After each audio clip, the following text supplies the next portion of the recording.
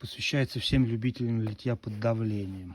Что типа под давлением это круто, а из ведра это нет. Вот у нас Урал отлитый из ведра. Визуально не единые поры. И головка от муравья отлита, естественно, в Кокель на литейной машине. Я сам был в том цеху. По иронии судьбы, я был и в одном цеху, где их делали изначально в советском времени, и уже на другом заводе, где уже делали их, так сказать, лицензионные копии. Вот. И что же мы видим? Какие дыры, какие поры значительные.